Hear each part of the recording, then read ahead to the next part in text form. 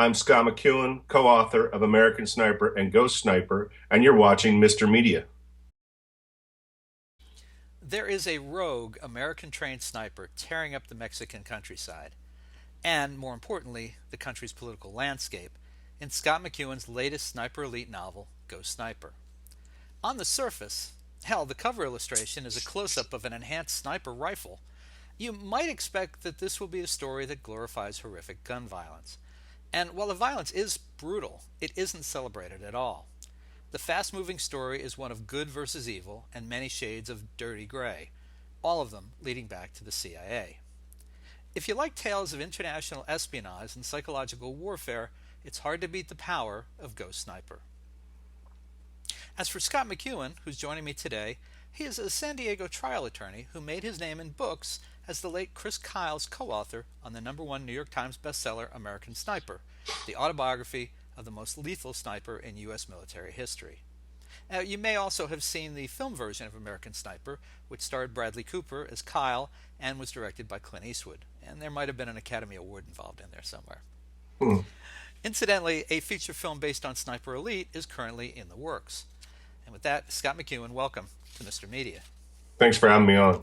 Great to have you here. How does a trial attorney prepare for a day of thinking as a sniper? I mean, switching from what I do, I wouldn't begin to know where to start. Well, before I was a trial attorney, I grew up in Eastern Oregon, Bob, and where I grew up was an area near the Idaho border, and my brothers and I used to hunt all the time. I mean, we were shooting or hunting or fishing basically every day, four-wheel driving. And so I grew to know weapons and rifles very, very well as a result of that experience.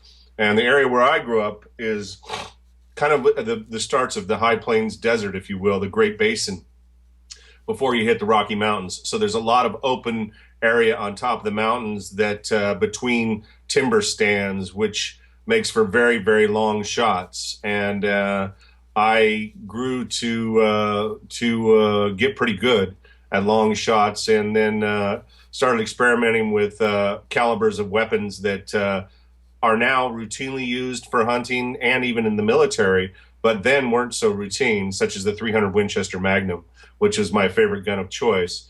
Come to find out, when I got to know Chris Kyle later on in life, many, many years after I become a lawyer and started writing, 300 Winchester Magnum was his favorite round as well. And so we had something in common with that round, because it's a very flat shooting, very strong, high-powered round that doesn't have a lot of weight to it. And the significance of that to a sniper is very important, particularly one that might have to be out and carrying his goods for hours in 110-degree heat, and have a limited amount of ammunition that you can carry with you. When you were out there in the woods on the mountain, did you ever dream that this is what you'd be doing for a living, between the law and writing books about snipers?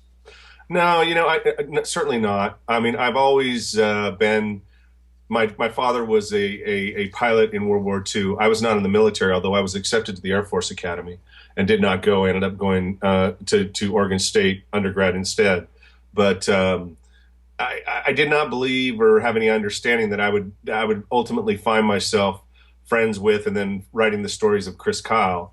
But I did believe that someday I would be writing stories or telling stories about patriots, because growing up with my father's generation, my father was older, he passed away about 10 years ago, but his generation from World War II made me inspired to be very, very patriotic. I mean, that generation of American, instills that love of country, that love of military, that love of your fellow man in you. And my dad was certainly one of those people. How did you get into writing? I got into it just through, I mean, as a lawyer, you have to write a lot. And I found myself as a lawyer trying to creatively write sometimes, particularly when you have, I was a corporate lawyer, so many times your fact patterns were pretty boring or whatever else. But I always like to throw an interesting spin in, particularly when I was writing for the appellate court or something like that, because you got 3 or 4 justices or clerks sitting back there just reading the same rigmarole every day, boring, black and white, law, cite the facts, the law, this kind of stuff. But I always like to put a spin on it. And I was very successful at it. I mean, as far as even the justices would cite the language that I used many times in their opinions to say this is a very interesting way of explaining the law, in a very down to earth, real manner that people can hold on to. Because ultimately, a trial lawyer, which is what I did, is nothing more than a storyteller. And the question is how you tell your story. You don't know this, but I make my living as a writer, and I'm always telling young people exactly that yeah, you can write and you can just write the same nonsense over and over again, or you can make it memorable and people will remember that you turned a phrase, you did something that made it stand out, and especially in a situation where you're being read by people who read briefs all day long. You want to stand out, you want them to You remember have to. something. Yeah. Yeah, you have to, or it's just another day. They don't take your case, particularly in writs. I found that writing writs is very, very important because that first paragraph of a writ, which is basically a legal document that says, put my case in front of all these other appellate cases. You got to take mine right now, Your Honor. Something is on fire in front of you. You got to really compel your reader to say, hold on, wait a minute. If this guy is what he's telling is the truth, this is some outrageous stuff I'm about to read. And that is really kind of the key, I think, to also writing creatively is you want to make your reader want to turn the page. Mm-hmm.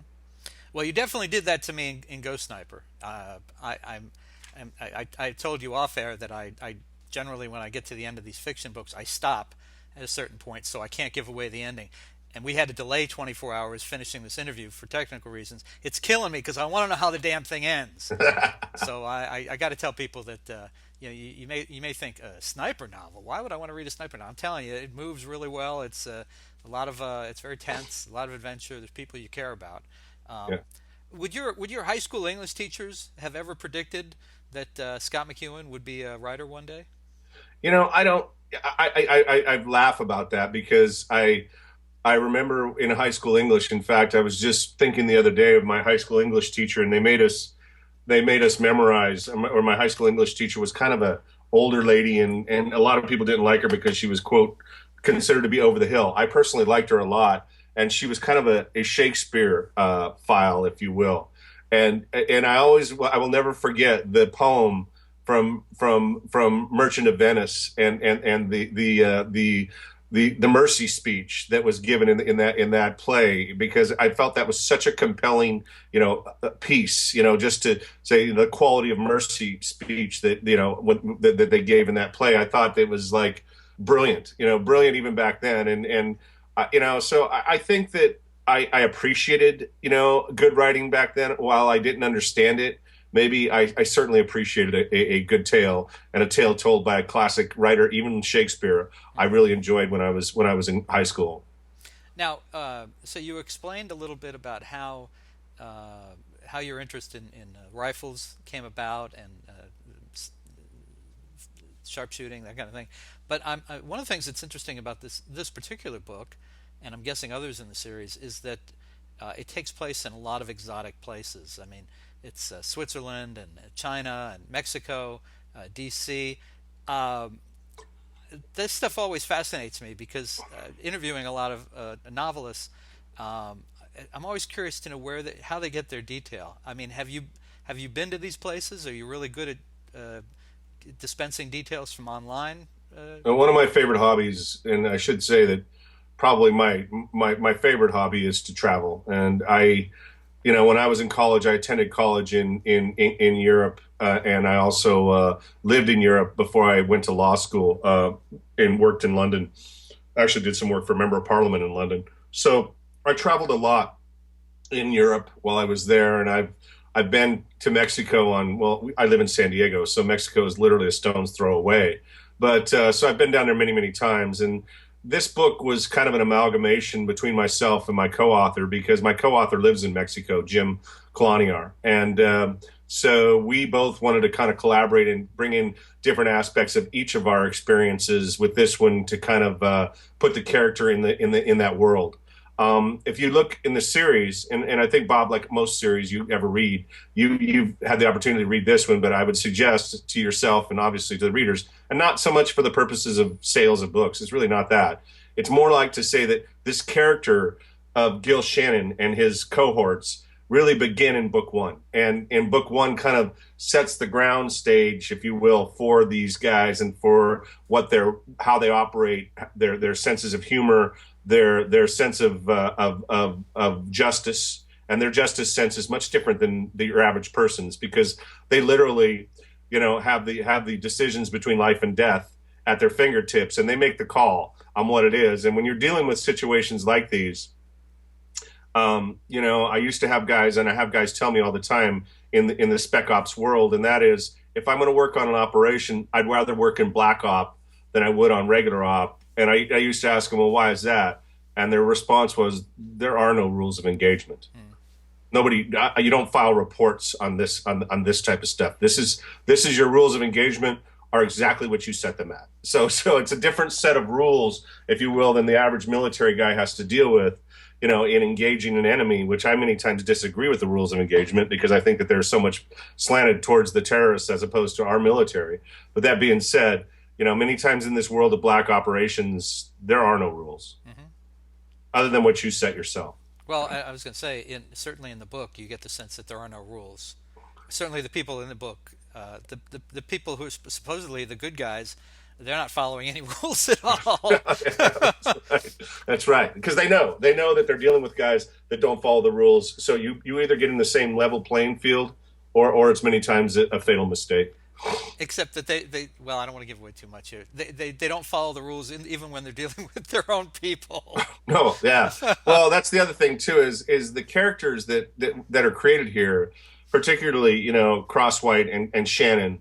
They are both Medal of Honor winners, and they're both like very highly decorated men within the spec ops world.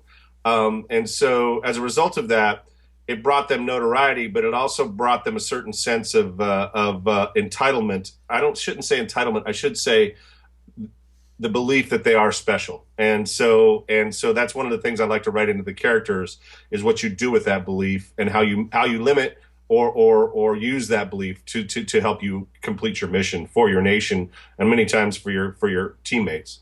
So how does a guy from Oregon like yourself, who's living in San Diego, and your partner who's living in Mexico, name a character Rhett? Yeah, well, a lot of times it's kind of funny, because some of the guys we come up with, are from experiences that you've had in life, and then other times you just basically, see things and make decisions, out of for whatever reason. I don't find the names of the characters to be as important as the characters of what they are. In other words, you got to give them some singular, some individuality, I should say. But that being said, for me, the actual naming of the characters is almost irrelevant. You know what I mean? It's kind of like one of those things where you could call them, whatever you'd like, as long as you stay consistent within your script. I just thought, when I saw the guy was named Rhett Hancock, for the record, I just thought, this guy's not going to be a good guy. I mean, Yeah. who names a character Rhett anymore? And I thought it's got to be a bad thing. But also, you mentioned Gil Shannon, and it's interesting. Where I am in the book. I'm not going to give anything away, but Gil Shannon has really not been much of a character in this book. Yeah. It's mostly been the Crosswhite story and Vaught. So it's interesting that. So what you're saying is, and I went back and reread the press release that came with the book. So I mean, Shannon is the hero of the series, but in this particular book, he's kind of MIA for quite a bit. Yeah, he's Gil is going through something in his life that's kind of a crossroads, because he, in the beginning of these books, he's with his wife, and now he's kind of lost his way. Now, where the character goes in the next installment to the series is kind of like, you always build your character, and your characters have to, at the end of a story, have to have something that they've changed and somewhere that they've gone in their development or whatever else. So Gil is really, I think, in the next book, going to move back towards the homestead, if you will, but I haven't really decided yet. It's one of those things where, men go through these things, and, and his wife said to him, and I'm not giving away anything in the book, look, when you're ready to stop chasing bad guys all over the world, then I'm ready to be with you. But until you're ready, I can't live this life anymore. I can't live off a telephone call not knowing whether you're going to live or die. And it's really, and that's a reality in the world of especially guys that do private work for the Central Intelligence Agency. It's very dangerous. It's very lonely, and keeping a relationship together while you're in that world is really very, very difficult. Speaking of the CIA, I expect to see, and again, I haven't finished the book, so I don't know where it's going or what's going to happen next time, but I expect to see Crosswhite high up in the CIA eventually, trying to turn that organization around. Yeah. That's my expectation.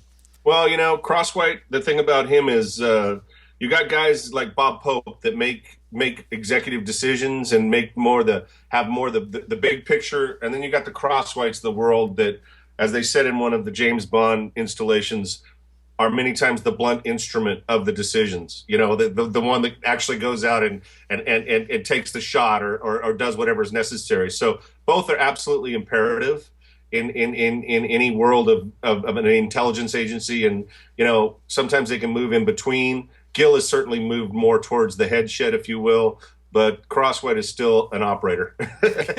Yeah, yeah, I get that. But Pope does not seem like he's got a lot of history, not a lot of future left in government, from where I'm reading right now. Anyway, Well, yeah, well, Pope started out in book one, yeah, and Bob's been there the whole time. right, and it's good. And I should point out to people that, yeah, I jumped in on the fourth book. I didn't even know there were three other books until I was halfway through this one. But it's interesting because I'm sure I will enjoy reading the first three books, but you don't have to have read those three books to know what's going on in this book.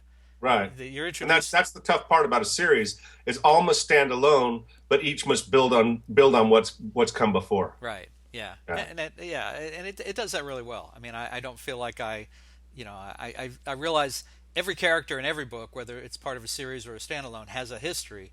Here, I feel like I have enough of the history to grasp kind of what's going on, but I'm curious enough to go back. Right. So Good. there's that.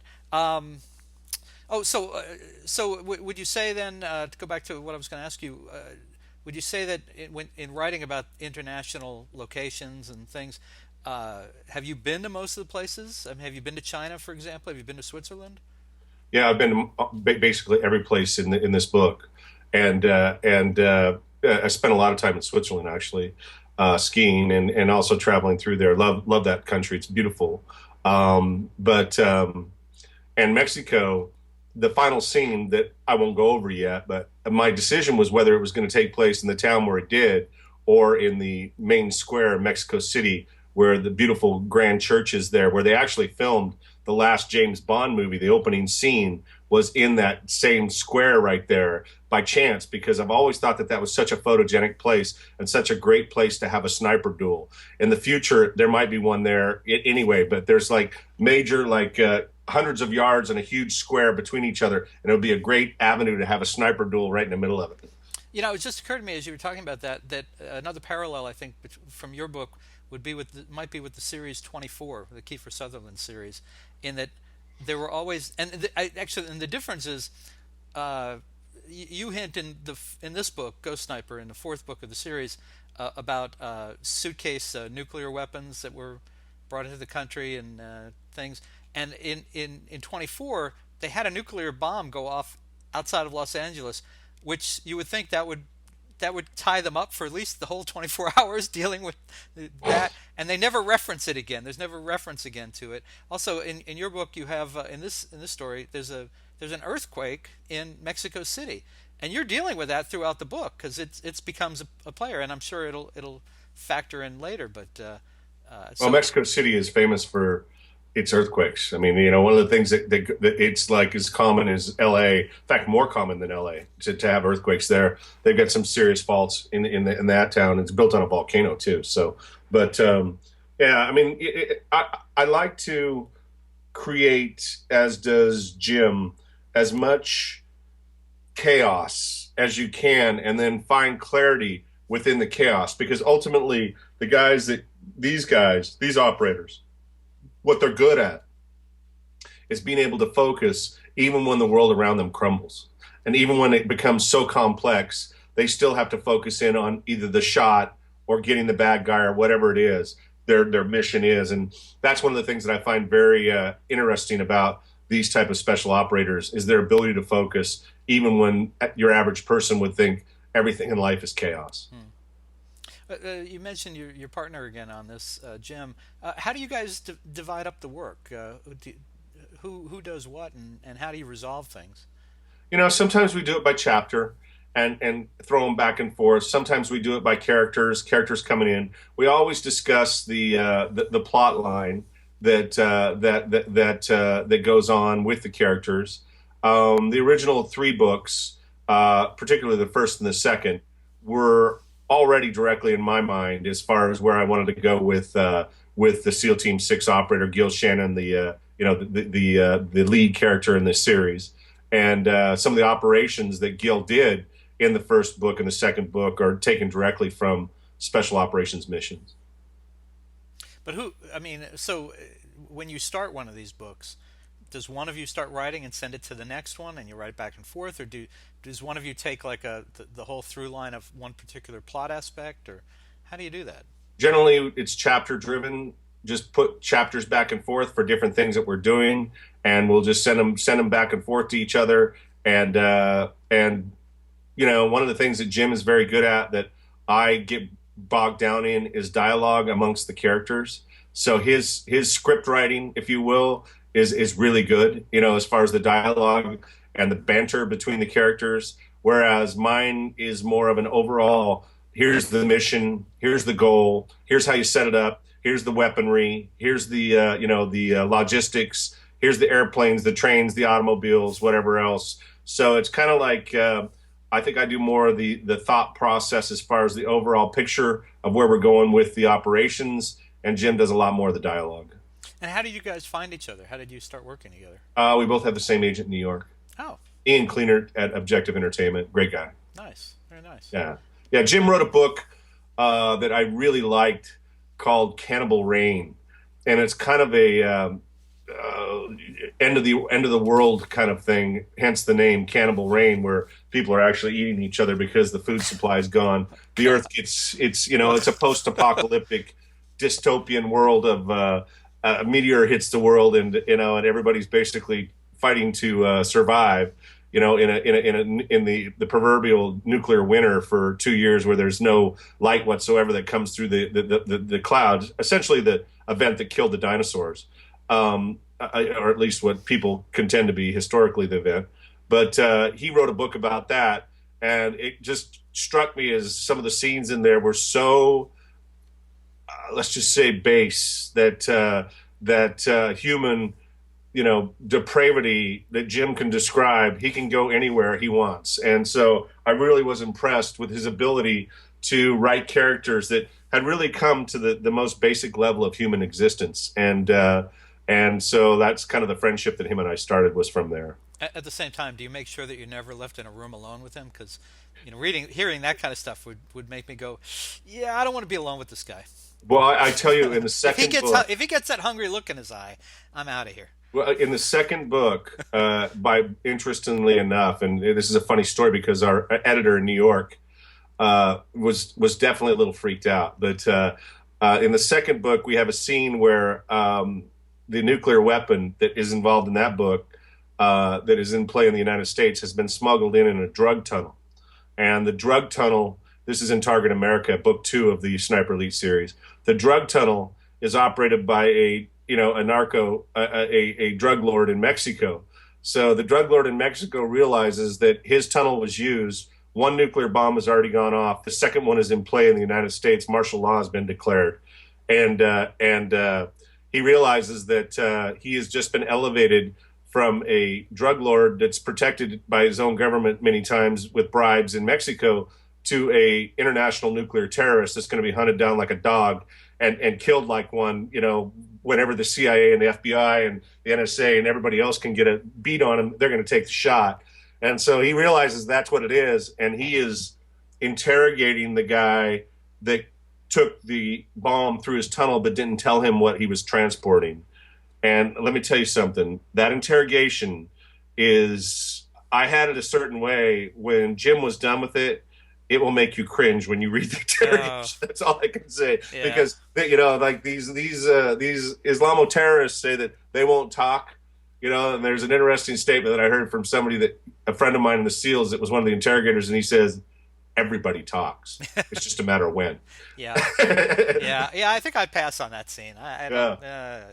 I don't mind the action stuff. I don't mind, but some. No, I know. I mean, you have to have a certain level of, I don't know what it is, darkness, that to be able to write some of that stuff. And Jim can go there more dark than me. That's all I can say. Yeah. Sometimes it's just a bridge too far. I actually was going to have somebody on the show in the last month, and I'd gotten about a quarter of the way through the book, and I thought, yeah, okay, let's do this. And then I got halfway through it, and I thought, you know what? This is just it's dark and it's not well written, and it's just it just No, you I can't don't. concentrate on it. And you Yeah. got to give, that's one of the reasons I like to do a staccato pace and chapters that are short, is even when you're going to something that's very, makes you feel squeamish, even the most average person makes you feel squeamish, get it done, get out of it, move on to your next theme. There Leave can't be a theme of your work. leave a It's little bit just to the imagination.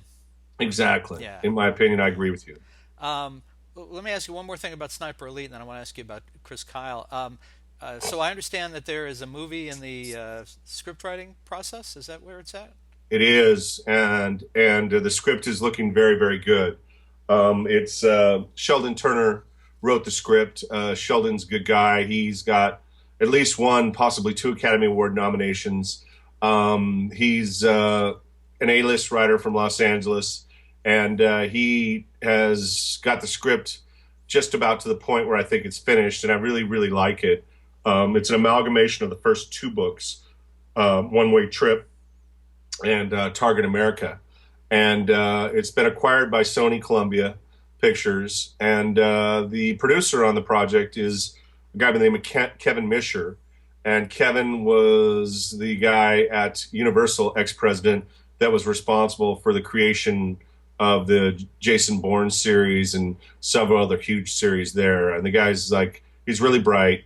He understands this world really well. And I'm really excited to see if Sony picks this up because, we got enough material to keep going. And obviously every fiction writer's dream is to be in a situation where you've got a very active, well accepted, big lead role in that type of stuff. And, that's, I don't know, for me as a writer, if you can get a James Bond or a Jason Bourne or that kind of a character to be multi-generational, then, it works out pretty well.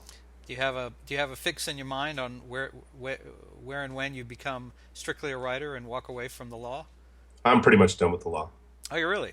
Yeah. Yeah. I don't do it much anymore at all. Oh, okay. All right. Yeah. I mean, I still have my license, but I don't do it much. So you can't help me with this parking ticket thing, right? No, I don't. I don't do it. Like I said, you're gonna have to get the right guy to do it, and I'm not the right guy. To be honest, the only reason I did the interview was hoping you could help me with a little There you go, man. There traffic you court go. stuff. I just In Florida, traffic, yeah, no less. yeah, yeah. Okay, well, all right. The interview's over. No, so tell me about Chris Kyle. How did you first connect with Chris? As I said, Chris and I had a mutual interest in 300 Winchester Magnum. Most of Chris's shots were taken with a 300 Win Mag. So that was kind of when we got together, I socialized quite a bit and still do with a lot of Navy SEALs that live in this area of San Diego where I live, the eastern part of the county.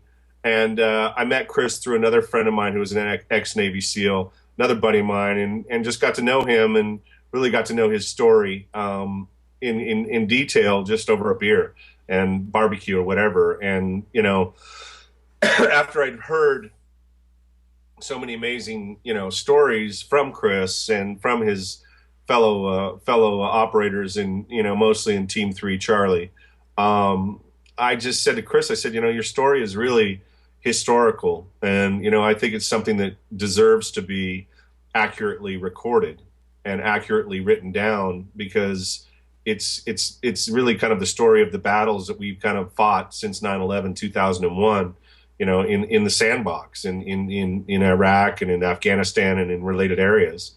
And, I just said, I think you you should really consider doing it as a book. And one thing led to another. We started recording a lot of the operations that he did in a written format, or I should say, just recorded them, and then ultimately I did a presentation and a treatment, and one thing led to another, and we sold it to HarperCollins.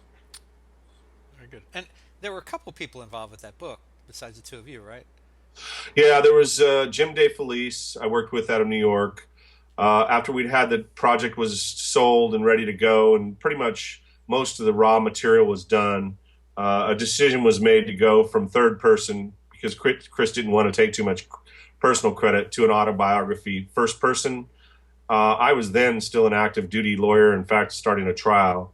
And so I was faced with the proposition of rewriting and basically going from third person to first person in an entire 400-page manuscript, which is quite an undertaking. So a decision was made to retain him to work on that, and you know that's the way that how that happened. It must have been pretty exciting when the book was sold to movies. It was very exciting. I mean, it was the book did extremely well. I mean, obviously, and that helps people start calling when that happens.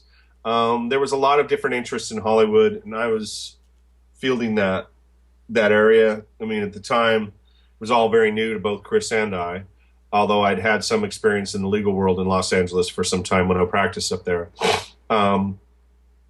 We were approached first by 20th Century Fox and by the people at the do the House productions, which is obviously a hugely successful series, and Katie Jacobs and her group. Ultimately, they wanted to do an episodic version of the American Sniper. We negotiated that for some time. Things didn't work out the way everybody wanted, and I was then approached by Warner Brothers and by Andrew Lazar's group, Mad Chance at Warner Brothers. Was introduced to their group and to Jason Hall, who ultimately wrote the script. And Jason had met Chris, and I felt, after having interviewed him for a number of times, that he really had the feel for the character that we needed. And for Chris's character, I think he understood him well, as you reflected in his Academy Award nomination. But I think that was the right choice, and one thing led to another. What do you now? Chris is no longer with us. I'm kind of assuming here that anyone who's made it this far in the interview has an interest, is aware of that. But what do you want? How do you want Chris to be remembered? How do you remember Chris? You know, it's kind of weird because one of my most vivid memories of Chris is just how humble a guy he really was, and how much he loved to joke around and kind of just shoot the breeze with people. And he was just a normal guy. I mean, he was a very intense, obviously, warrior, but one of the funnest guys I ever drank with in my life. And so I really miss his personality and his sense of humor, because he really had that kind of Texas smile and that drawl, and he really liked a good joke, So Chris was a great guy. And my most vivid memory of Chris is kind of reflected at the end of American Sniper, when he was killed. And the memory was not so much of him individually, but of hundreds of thousands of people on the freeway between Dallas and Austin, Texas, on a windy February, rainy, ugly day that no one should have been out.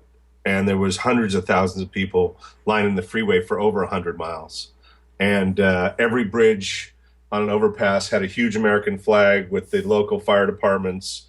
They shut the freeway down. I mean, you're talking about shutting down a freeway the size of the I-5 between here and Los Angeles. And the governor just said, you know what? The freeway's shut. And there's very few places in America, let alone the world, that you could shut down a thoroughfare between two major cities, an interstate, and just say, you know what? I just shut it down. And that's Texas. And people just came out, stood on the road on both sides of the freeway for 100 miles and in the driving rainstorm. And I tell you, it was the most patriotic, respectful, unbelievably, amazing thing that I think I've ever seen in my life. And probably, I mean, I was with a guy that I wrote a book with, Rich Miniter, who's a pretty famous guy, wrote a book called, Leading from Behind on Obama. And I wrote a book called Eyes on Target with him as well. But Rich was with me, and Rich just looked at me and he said, dude, I don't know if you realize it, but that book had a big effect. I mean, that book had a big effect. When you see something like this kind of an outlay of pure, passion, pure emotion by that many people, you've really, created something that is very rare. And I didn't really appreciate exactly what he was saying until that happened. And the final scene of American Sniper, which shows a funeral procession, kind of captures that. So your audience can see that, because that's all from iPhones, including my iPhone. That was the view that I had during that time. Well, let's before I let you go, I want to talk a little bit about your maybe your writing room. I'm assuming you're sitting in a room where you do a lot of writing. I am. This is my office in San Diego, and this is where I kind of I do a lot of work. Do you have to have anything particular to sit down and be comfortable? You coffee, a soda? It depends on what time of day.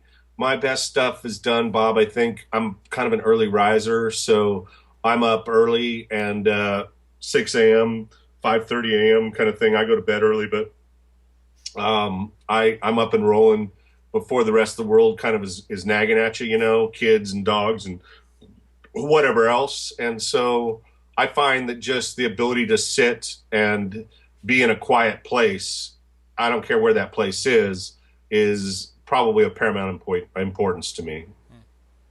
And anything in the room there that has particular meaning for you?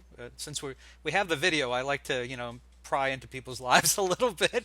Yeah. I have. It's kind of funny. I mean, behind me, I have kind of a library, and I've actually been cleaning some stuff. So I've got like some different stuff back here. There's obviously some boxes with T-shirts, some of my Sniper Elite T-shirts, things of that nature. But my library here, it's kind of interesting. I've got a lot of different versions of American Sniper there. It's now published in 25 plus languages, and so you have all these different versions of the book, and you got to look in the front page to see actually where it's published, what city, to actually even know what languages it is many times, because the difference between Czech and Polish escapes me, as far as my ability to know the difference of, whether it was, in Czechoslovakia or whether it's, Czecho, whatever the language is, and especially, even in the Chinese and all of your Asian languages between Chinese, Japanese, and, any of your other languages there, it's very difficult for me to interpret.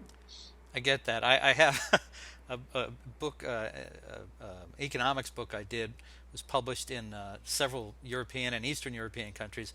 I've got the one, I think it's from Poland, but Yeah. I can't tell. And the one I got the most kick out of, though, was I did a book with the founders of the Home Depot, and for some reason it was purchased and it was published in Japan, and it's really cool to see the cover. There's the two of them. Everything is in Japanese, except down at the bottom it says "with Bob Andelson." Like, Yeah. Yeah. is that because I'll get a kick out of seeing my name, or because there's no pronunciation in Japanese for Bob Andelman? I don't think they have the way those little letters go across, whatever the markings. But I see you're a Captain America fan by the stuff behind you there. Oh Bob. yeah, yeah. Well, for what it's worth, it's Captain America, but it's right below Sid Vicious from Sid and Nancy. So There you go. I try to have some balance. You know what? I just saw that first Captain America movie. I think it was the first one in that series. Yeah. And my son said to me, my 12-year-old, he said, Dad, these are really well done. And I was like, okay, whatever. Another Spider-Man, another Batman, whatever movie. Another one of your codpiece and mask movies. But I tell you what, they're really well done. I mean, they're really well produced, really well directed. The CGI is almost flawless. They put a lot of money into those Captain America movies. I was really amazed actually when I saw it. Now they're really good. They're as a lifelong Marvel Comics reader, they started doing them, and I was just like, oh yeah, like the first.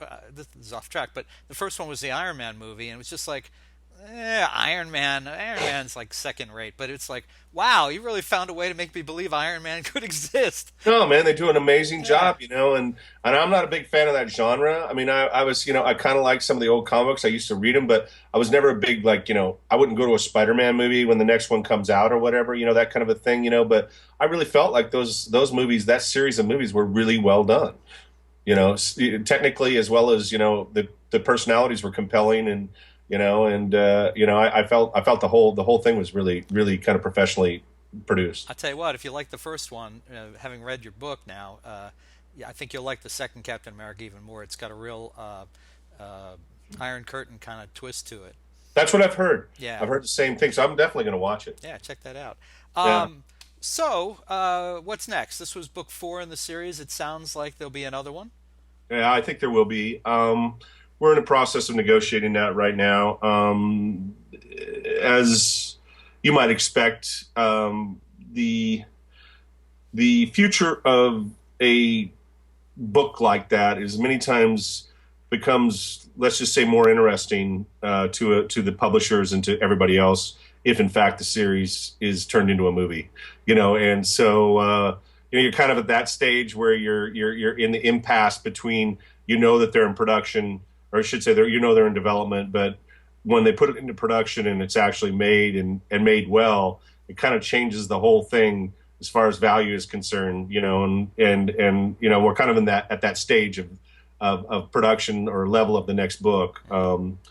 Unfortunately, guys like Stan Lee, who are unbelievably talented and unbelievably, creative in their character development and their thoughts and everything else, weren't able to take advantage of that, given the way that their comics were done so many years ago, and now, I look at him as someone that in awe, actually, of all of the characters he developed, all of the storylines, all of the amazing stuff that guy did to really have no financial benefit of it, or very little, by the end of his life. Well, he's done pretty well. I mean, Has he? oh yeah, he's got executive producer credit on every Marvel movie. He gets a piece of everything. Well, good. I'm glad he And deserves it. I mean, some of the I other didn't guys realize haven't. that. I heard that he hadn't done that well, but I'm glad to hear that he has. I didn't know. I didn't know it personally, but I find it really, the creativity side of me says that those guys should do well. Yeah. Some of the other guys, I mean, he ran Marvel, so he was in a position to make sure that he was taken care of. Some of those other guys, Jack Kirby and Steve Ditko, those guys haven't fared quite as well. But I think Stan's gotten kind of like the mafia. He's gotten a little taste of everything. Well, good. I'm glad to hear that. I Yeah. really am. I really am, because he deserves it. By the way, you should. Well, if you're going to go see some Marvel movies, go see Deadpool. I did. Oh, you I did? did. Okay. Well, Brilliant.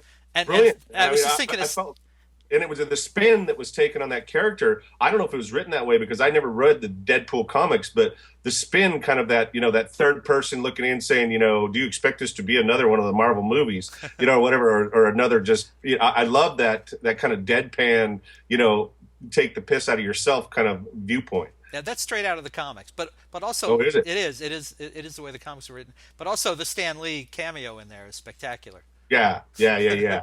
I won't say what it is in case people haven't seen it, but it's All right. it's the best. Yeah. All right, well listen, folks, you can find writer Scott McEwen's Sniper Elite novels, including the latest Ghost Sniper, in great bookstores everywhere, or you can order them right now at a great price at MrMedia.com. You probably know how this works, but if you're watching on video at MrMedia.com, just below the video, you'll see the cover of the book. You can click on it right now. You can download it as an ebook or get it shipped to you maybe via drone, I don't know, in 30 minutes or less. I can't promise that, but maybe, let's say within a day or two. You can order it there. All of his books are available through that link. Scott, website, Twitter, Facebook, can people find you online? Yeah, scottmcEwen.com is my website. I'm on Facebook at Scott McEwen, author. So I do have something on Instagram, I think, but I don't even know what it is, or Twitter. I mean, I don't go there very often, and I really don't have the time to post a lot, in that world. But I understand a lot of people do, but it's kind of not my bailiwick. And then if you're interested in nonfiction, I have another book coming out in September that is called American Commander. That is certainly not a sequel to, but it is a follow-up on the same genre as American Sniper, written on a individual by the name of Ryan Zinke, who is a SEAL Team 6 commander and is now the sole congressman from Montana. Amazing guy. And it kind of goes from the viewpoint of an officer, how do we create the SEAL team guys that we want to carry that burden for the United States and to do that job, and really a fascinating look at what it is from an administrative level and from an officer level on how you choose the guys that really become the tip of the spear for defense of the United States. And I think people, if they enjoyed American Sniper, they're going to really like American Commander. Very good. Good to know it's coming. Maybe you want to come back and talk to us Love about to. that in September. That would be I'd great. love to. All right. Well, Scott McEwen, pleasure to meet you. Enjoying your book. Now I got to get off. I got to get off the interview so I can go finish the last 50 pages so I know what happens. Thank you so much for joining us in Mr. Media today. Well, write me and tell me what you think of the ending. I will do that. All right. Thanks a lot, Bob. Thank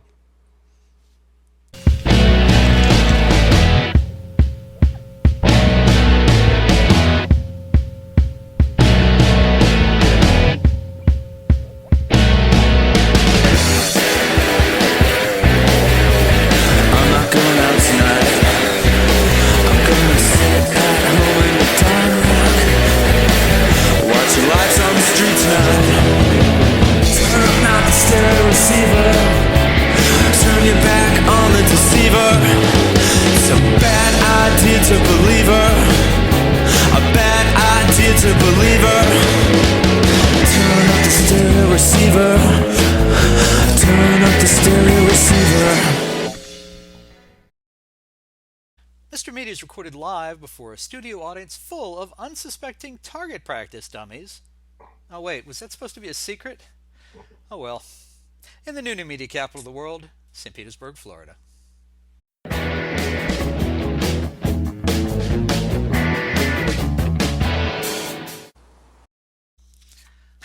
It's my disarming people with my personality. No problem. Right? No problem.